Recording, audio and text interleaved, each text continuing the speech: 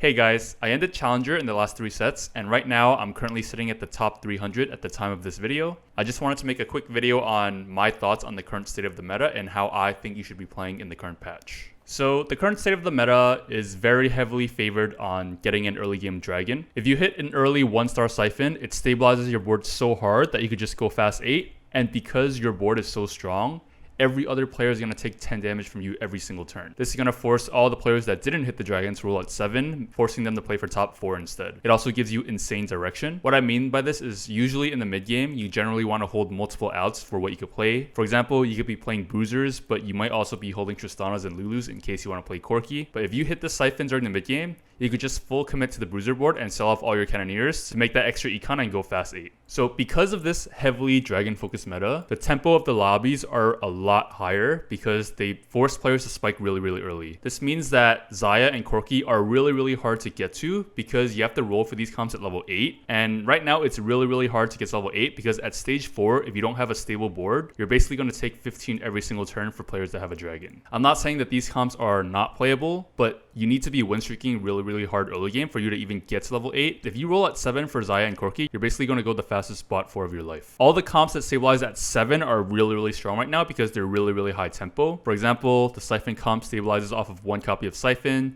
SHI OH YU stabilizes off of 1 SHI OH YU, same for Daeja. VOLIBEAR stabilizes off of 3 Legend and 2-star Volley. SWAIN stabilizes off of 6 Dragonmancer and a 2-star SWAIN. And NIDALEE stabilizes off of 3-star NIDALEE at level 4. Finally, there's 2 remaining AP boards that are borderline unplayable because they require too many things to make work. For example, if you play mages, you need perfect augments and the perfect mage opener to even think about top 4ing. And for Ao-Shin, you need to go level 9 to make it work. Level 1 Ao-Shin is just going to get one shot by a SYFEN. So with these points in mind, AD Flex is way stronger than AP Flex right now because you have a lot more options to stabilize your board at level 7 with AD items. The problem with AP Flex is that there's basically literally only one comp that could use AP items really well, and it's Daeja. And because you're usually only playing towards Daeja if you have AP items, the average placement of playing AP is going to be a lot lower than AD because AD just has so many options at level 7 to spike your board. So with that in mind, now I'm going to go over all the comps that you could play and all the different variations. So first, I'm going to talk about all the comps that play around Bloodthirster +2.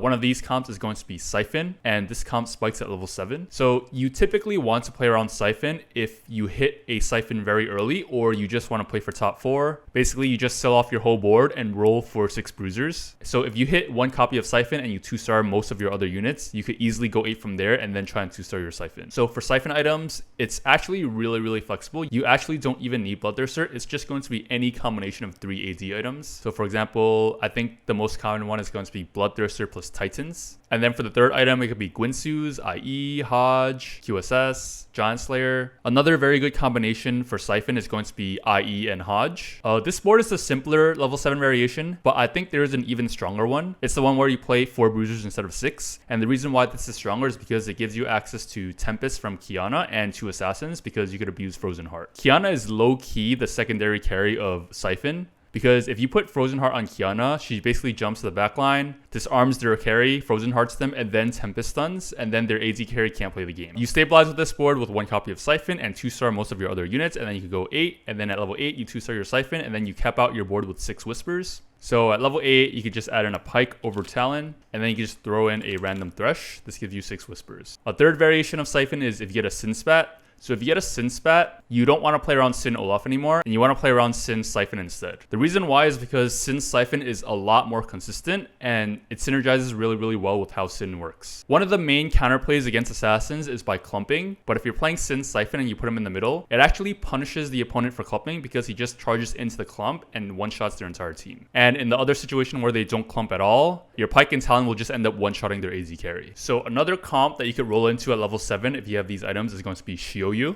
So at level 7, you're going to stabilize off of 1 copy of SHI OH YU, 1 copy of Nico, and 6 Jade, and try to 2-star all of your other units. For the itemization of SHI OH YU, it's going to be the same as SYFEN. So one sample item combo is going to be BT, Giant Slayer, and Titans. Again, any 3 AD items work. Do not worry too much about itemization. And then since you have 1 open slot, you can just put in any 2-star unit you hit at level 7. Once you hit this board, you can just go 8 and then roll down to 2-star the rest of your board. And then you're going to have 2 open slots. Play Bard and Yasuo. These 2 are probably going to be the ideal units. Otherwise, if you don't hit these, you just play any 2 random units. For example, Ashe XAYAH works, Talon Qiyana works. That way you could abuse Frozen Heart. Just fill these 2 slots with any 2-star units you hit and play your strongest board. One thing to note in the SHI OH YU comp is that the itemization for Nico is very, very important. Because if your Nico isn't itemized, she's going to die in 2 seconds, and your SHI OH YU is just going to die instantly without killing anything. So you need to make sure your Nico has the proper items, or your SHI OH YU is not going to do shit. If you have AP items, you could throw all your remaining AP items on Anivia. Anivia is also a pretty good Morello holder. If you have an AP opener, you could technically also flex into the Jade comp. The problem is that if you have AP items for Anivia, you're probably not going to have enough items for Nico. Finally, if you hit a Jade spat where you get a Jade +1 augment, you could play into 9 Jade at level 8. In this case, the only extra slot is going to be Lulu.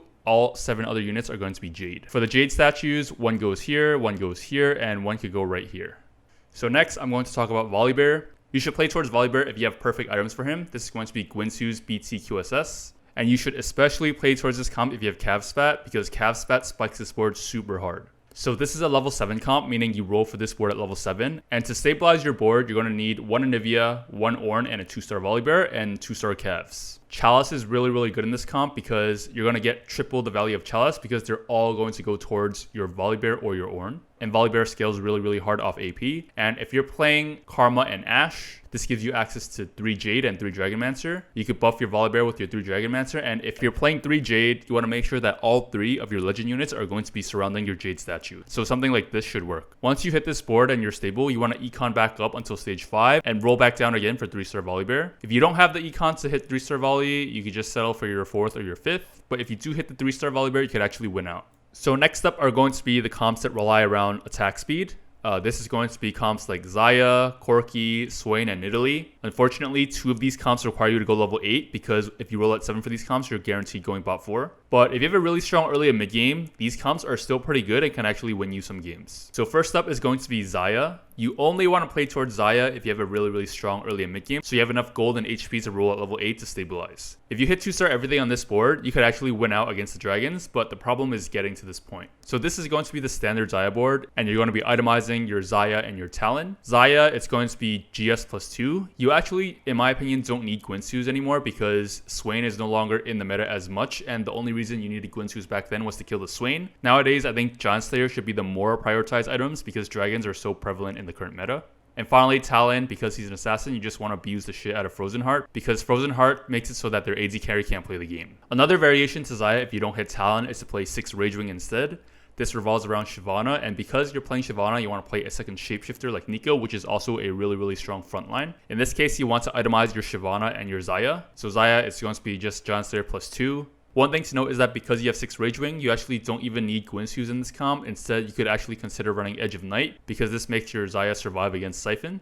And finally, in the case where you're rolling for XAYAH and you didn't hit XAYAH at all, here's a third variation you could play without XAYAH that could actually get you a top 4 if you hit a 2-star SWAIN. So next up is going to be CORKI. I want to give you guys a quick tip. If you guys want to climb on this patch, don't click this champion. CORKI, in my opinion, requires way too many things to make it work, and he severely gets outclassed by XAYAH. In a lot of cases, even a 1-star XAYAH is going to be stronger than a 2-star CORKI, and the reason why is because Idas got nerfed way too hard this patch, and he's basically, in my opinion, the weakest out of the 4-cost dragon. For CORKI to work, you need 2-star Idas, you need perfect items on Idas, you need 2-star Sona, you need 2-star Lulu, Tristana, 2-star CORKI, you need a Bard, you need to have been building your Namji since early games to have him 4-star to tank, you need good augments, you want Celestial Blessing, you want Stand United. There's just way too many things that need to align for CORKI to be even viable. But if the stars do align, then you could actually top 2 with CORKI. And this is going to be what your board is going to look like. Another variation to CORKI is to actually just drop your Idas and your Braum and just play around SYFEN and Sylas instead. This is actually an equally strong front line. And the benefit to this is that now that you're running 4 Whispers, you actually don't need Last Whisper and CORKI anymore. You could actually just give them 2 other offensive items. So next up is going to be REROLL SWAIN. This comp spikes really, really hard at level 7, so if you miss all the other dragons, you could play around this comp. Your board is just going to be 6 Dragonmancers with Nico as your front line. Best in slot SWAIN is going to be Guinsoo's +2, and you want all your tank items on your Nico. Your board is going to be stable after you hit a Nico, 6 Dragonmancer, and you 2-star most of your board, including SWAIN. After you're stable, you can econ back up until stage 5, and at stage 5, you have to make the decision between going level 8 or trying to 3-star your SWAIN. Going level 8 is going to be the top 4 play, and trying to 3-star your SWAIN is going to be the win out.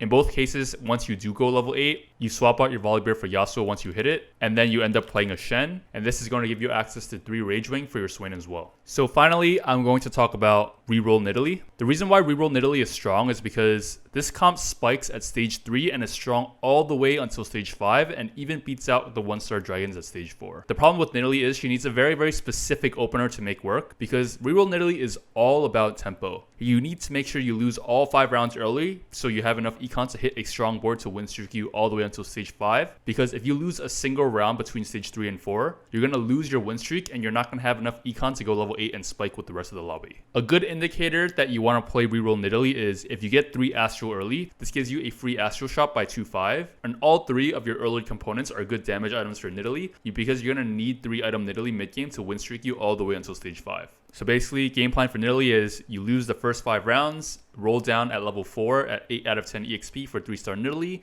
and roll for 4 bruisers. So this is a very good sample level 6 board, and you better pray that you win streak all the way until stage 4. At level 8, there are a few variations of reroll NIDALEE that you could spike your board with. The first variation is going to be SYFEN. In this case, you're just going to be reroll NIDALEE with 4 shapeshifters and SYFEN. This gives you 4 whispers and helps NIDALEE a lot because she doesn't have last whisper usually. And to round out your 3 Jade synergy, you just want to play Soraka. Soraka is going to enable you to heal back up for an extra life. Another variation to this is instead of SYFEN, you could play SHI OH YU.